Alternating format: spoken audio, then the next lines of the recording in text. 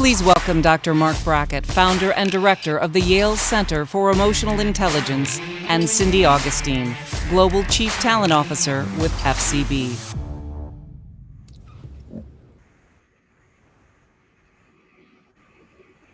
Welcome. I'm so excited to be here with you at the 3% Conference. It is my real pleasure to be here and welcome Dr. Mark Brackett to discuss his groundbreaking book. I hope you can see it, Permission to Feel. We're going to engage in discussion today about emotional literacy. You know, how to have our feelings not derail us in our lives, but how to really leverage them to make us successful, to have better interactions with our colleagues, our friends, and especially our loved ones. So today I'm really excited to be able to, kick off this session with Dr. Brackett, who I'll now call Mark. But before we really dive into the session, what I wanted to do is just read a couple of sentences that I found incredibly poignant. And I think they'll probably say something about my own feelings when I read them, but I'm going to reveal that. So a couple of the sentences. We know that aside maybe from our physical health, our emotional state is one of the most important aspects of our lives. It rules everything. It influences, and it rules everything. Its influence is pervasive, yet it is also the thing we steer around most carefully. Our inner lives are uncharted territory, even to us, a risky place to explore. So with that, please let me welcome you, Mark, to share the insights from your book, Permission to Feel. Thank you. It's so great to welcome you. You're the director of the prestigious Yale Center of Emotional Intelligence. So one of the first questions I had was, it's really popular title now to talk about emotional intelligence, but you went with something much different, which is permission to feel. And we talk a lot about how you're feeling today and those type of things, and we never really answer with how we're feeling. So it was really curious to me, why did you title your book Permission to Feel? Yeah, it's interesting because my agent and other, publishers were like, it should be emotional intelligence for leadership or emotional intelligence for X, Y, or Z. And I remember saying, no, it's going to be called Permission to Feel. And well, I don't see an executive, walking through the airport, picking up a book called Permission to Feel. And I was like, well, not yet. And so, that title has a lot of meaning to me because as a child, I didn't have the permission to feel. As you know from my book, I was abused as a child by a neighbor, and I was trapped with my feelings for a lot of my childhood. I had two parents who loved me dearly, but my mom had tremendous anxiety, and so she'd just be frenetic a lot of the time and basically was sending messages, I'm having a breakdown, so don't tell me about how you feel. And my father was a tough guy from New York who was like, son, you got to toughen up, son. Right. I actually have a 5th degree black belt now, but I'm still not a tough guy. Toughen up. So what does that even mean? Be a tough guy. And so my point really is that we need to give our kids the permission to feel. We need to give ourselves, the adults who are raising and teaching kids, the permission to feel. And in the workplace, by the way, we need to create contexts where all employees have the permission to be their true feeling selves. I completely agree with that. Because we see a lot of times that people don't give that, and it creates tremendous problems in the workplace. One of the things I particularly loved in your book was you called yourself an emotional scientist. It being in HR, which I have been now for quite a while, they call it the soft skills, which I just really rail against because they're not soft skills. And the moment you see that they're not soft skills is when somebody fails because of the inability to either understand, be self-aware of their own issues, to not know what's triggering them, to not be able to collaborate with their coworkers, to not motivate people. So can you talk to us a little bit about what does it mean to be an emotional scientist? Because I love it so much. Sure. Well, as I said, I had a pretty tough childhood, but I was blessed in life that I had an uncle who was a pioneer in emotional intelligence, although it wasn't called that back then. And when I disclosed all my bullying and all of my abuse, he was the one adult who gave me the permission to feel. That's why I dedicated my book to him. But more importantly than that, he was the adult who listened to my challenges and didn't judge my challenges. He was the adult who didn't say, get some grit and, get some perseverance and you're not going to be successful and, toughen up.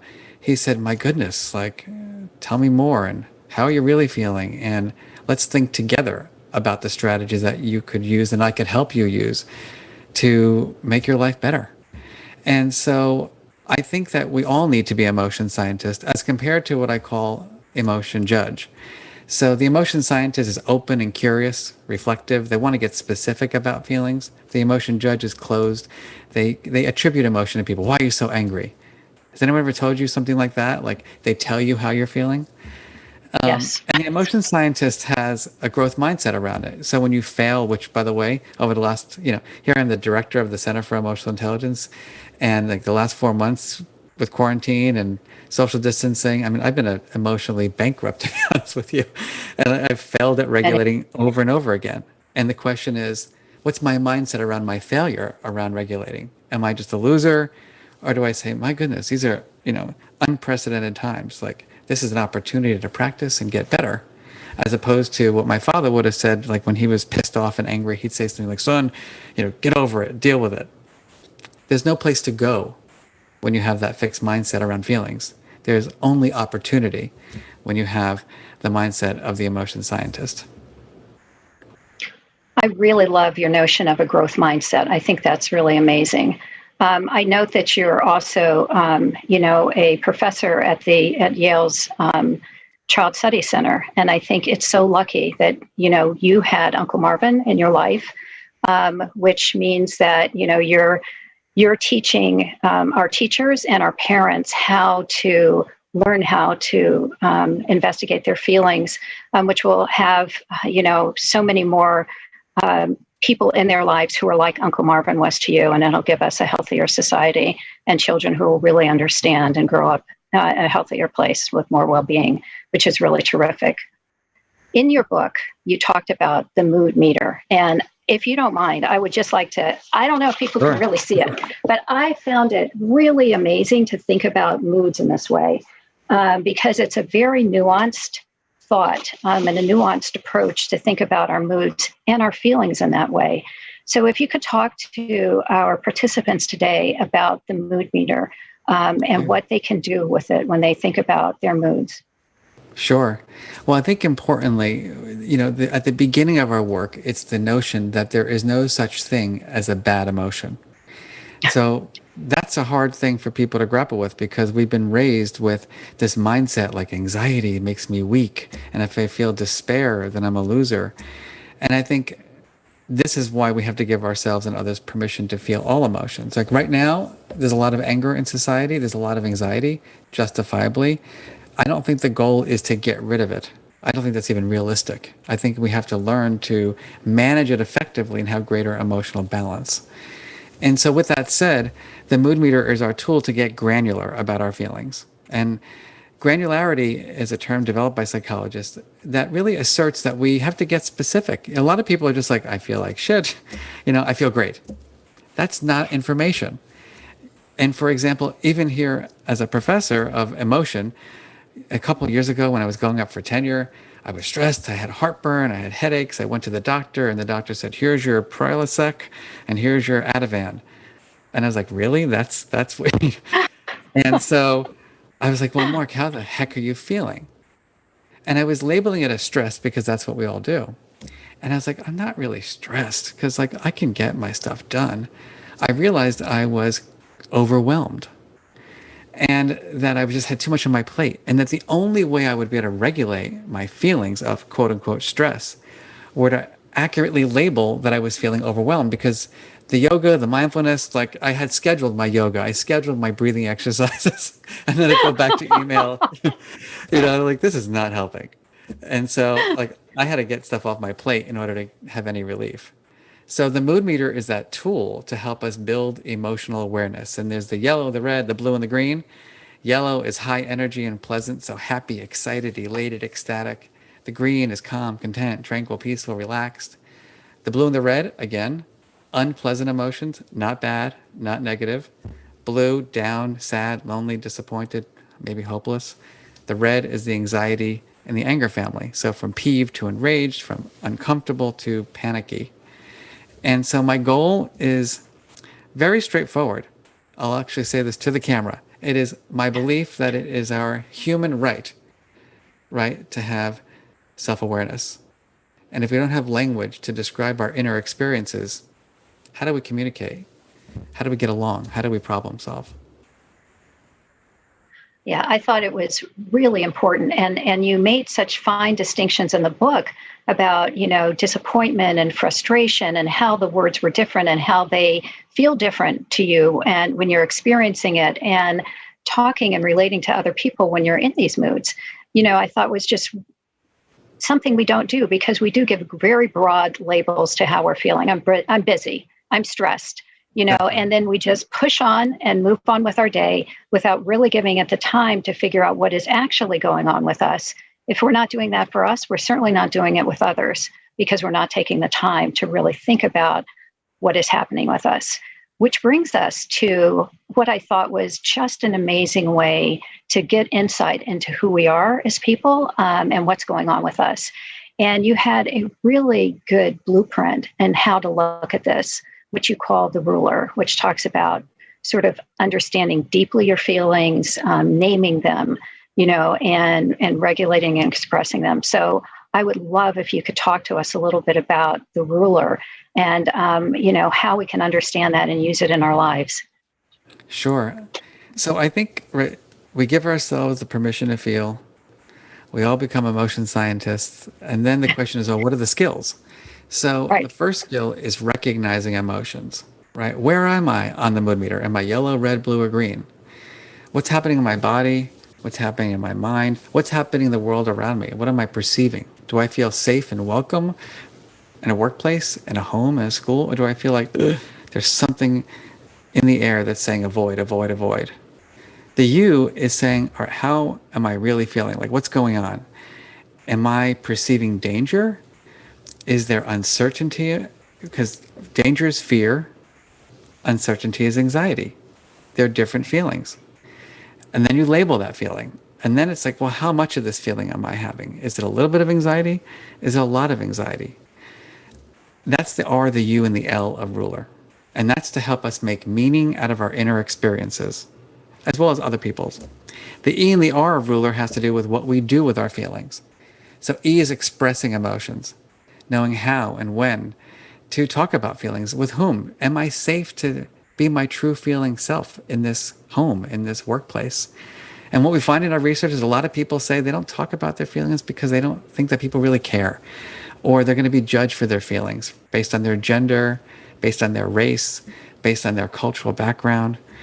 And that leads to R, which is the regulation of emotion. What are the strategies that I use to help me manage my feelings and that you use? And I think that's the hardest of them all because it's at the top of the hierarchy. Like, what do I do with these feelings of anxiety and stress? And I'm not just feeling one emotion, I'm feeling 20 emotions. And how do I not get lost in the feeling? How do I manage it so that I can achieve my dreams in life?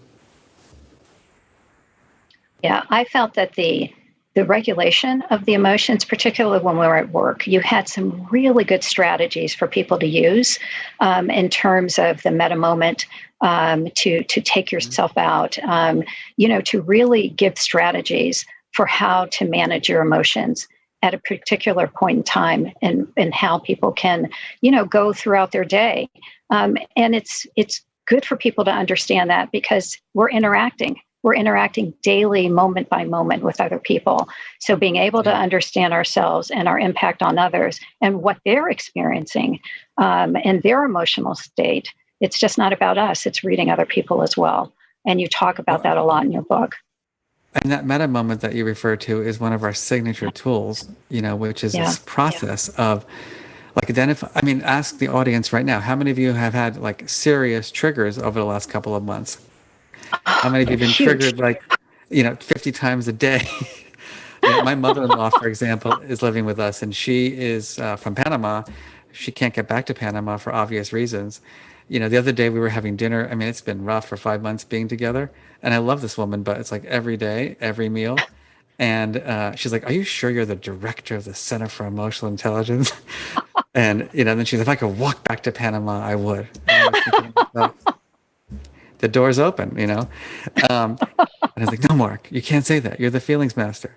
So Right. we need tools, to help us recognize our triggers. We need tools to not go to our habitual automatic reactions and pause and step back so that we can activate the areas of our brain that help us to regulate.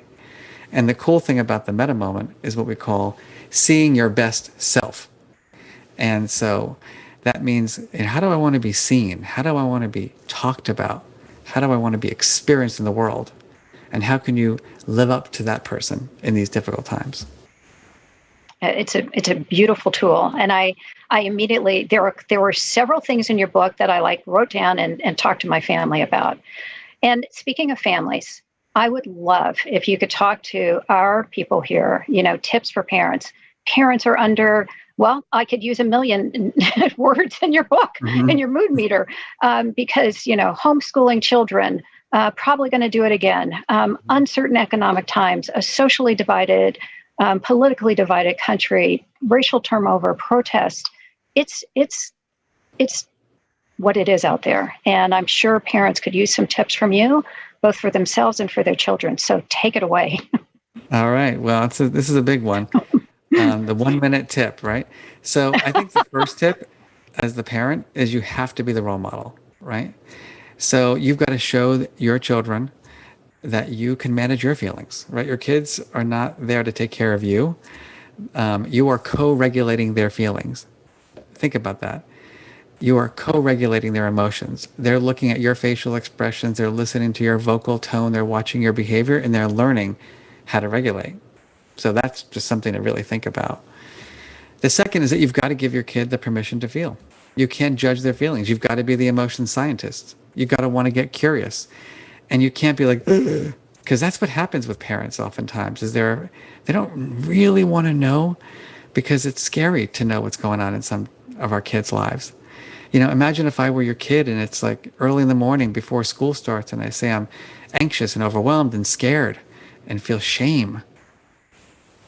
That's like, oh my goodness, that's not why I became a parent. And so, but the reality is that many of our kids are feeling that way. So just be open to the feeling. That alone is a strategy.